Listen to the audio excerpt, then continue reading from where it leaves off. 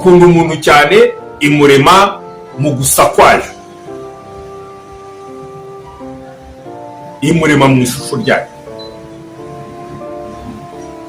Imana rero ni umutima, Imana ni urukundo, ntabwo wayibona.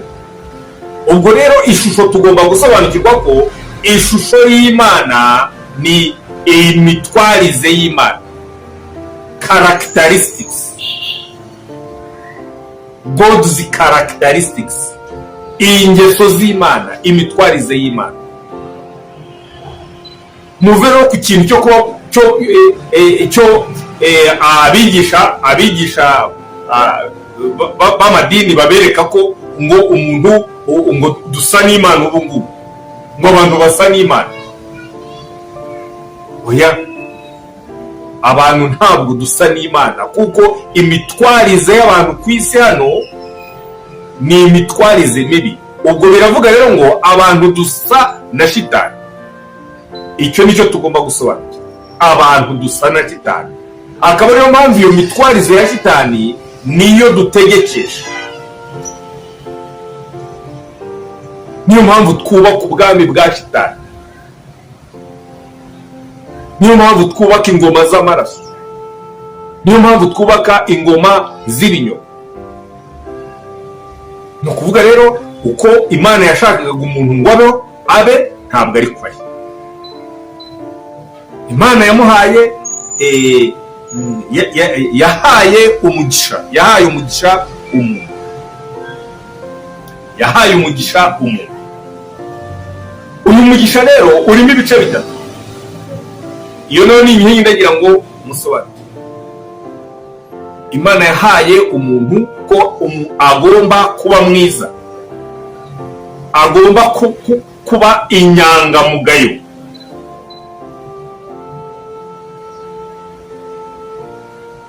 agomba kuba intungane, kuko Imana ni intungane. Imana yanga umugayo. Ni ukuvuga rero imico y'umuntu niyo ngiyo, umuntu agomba kuba icyo kintu, kandi Imana ntabwo ari igomba kukimukora. Icyo ni ikintu, iyo ni inkingi mugomba gusobanukirwa mu mugisha w'Imana. Imana ntabwo ari igomba kugukora intungane, umuntu agomba gukura akaba intungane. Iyo ni inkingi ya. Inkingi ya kabiri, umuntu agomba kororoka. Umuntu agomba kororoka. Birumvikana rero ko umuntu agomba kubaka. Uwo ni umugisha Imana yahaye umuntu. Niyo mpamvu Imana yaremye umugabo n'umugore. Ibintu byose biriho ku isi ni ikigabo n'ikigore. Ni ukuvuga rero kororoka ni ngombwa. Kororoka ni ikintu kigomba gushimisha Imana.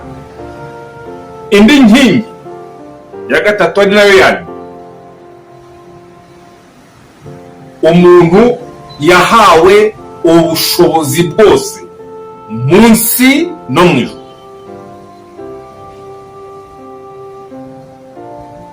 Yamuhaye umugisha, have dominion on all things. Ibyaremwe byose umuntu yabihawe kubitegeka. Ibyo munsi no mu ijuru. Abamarayika baremwe imbere y'umuntu, bari mu ijuru. Ni ukuvuga rero umuntu yahawe ubushobozi bwo gutegeka munsi no mu ijuru, kuko mu ijuru hari abamarayika.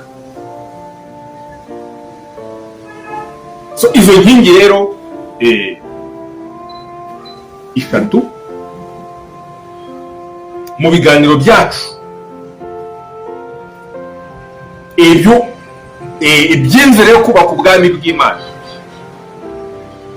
tuzakomeza kugenda tuzubakira. Agahinda rero Imana yagize uyu mugisha Imana yahaye umuntu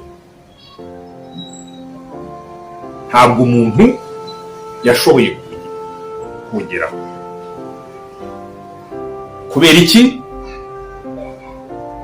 Kuko yagiye mu buroko bwa shitani.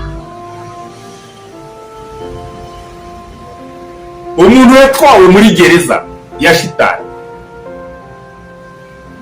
umuntu yabaye ingaruzwa muheto ya shitani.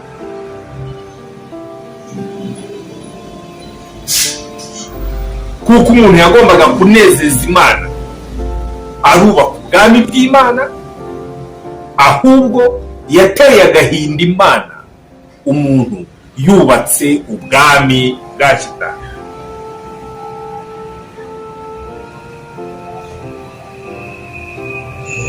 Hari ikintu kigomba abantu batura bashaka Imana cyangwa se bashaka gusobanukirwa n'Imana, kugira ngo umuntu ashobore gukora kiriya kintu icyo yaremewe, kunezeza Imana. Mu gihe kuko ubu anezeza abantu, tunezeza shitani, ntabwo tunezeza Imana. Abantu ntabwo twari twagera kuri urwo rwego rwo gukora icyo twaremewe, kuko icyo twaremewe ni ukubaka ubwami bw'Imana, ubwami bw'urukundo, ubwami bw'amahoro, ubwami bw'ukuri.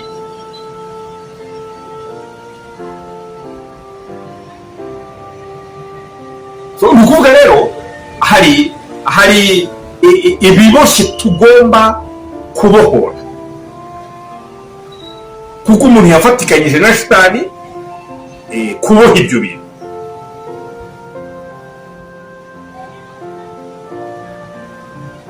Ikibi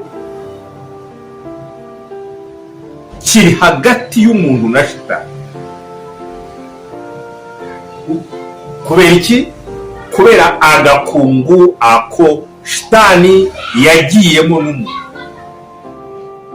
Iki kibi kiri mu maraso. Ubwo kiri mu maraso rero, guhuza ibitsina,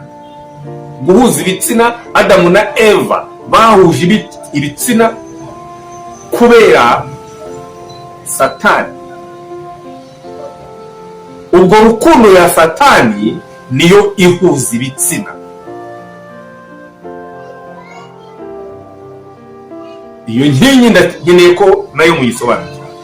Guhuza ibitsina, ababyeyi bacu ba mbere Adamu na Eva bahuje ibitsina kubera Satani, urukundo ya Satani. Satani rero ni marayika, kandi abamarayika bose ni abagabo, nta mumarayika w'umugore. Abamarayika bose ni abagabo. Niba ari abagabo rero, muzi mwese igikora umugabo, muzi mwese n'igikora umugore, ni igitsina. Kuvuga rero Rusuferi ari we Satani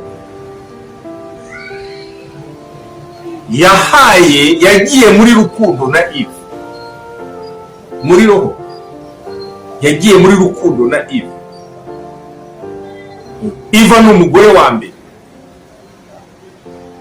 Eva ni umugore wa mbere, ahagarariye abagore bose bari ku isi.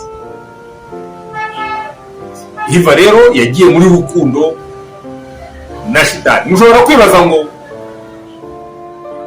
umuntu yajya muri rukundo ate na marayika cyangwa se n'umwuka, kuko marayika ni umwuka.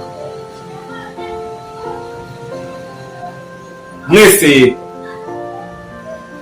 mwararose.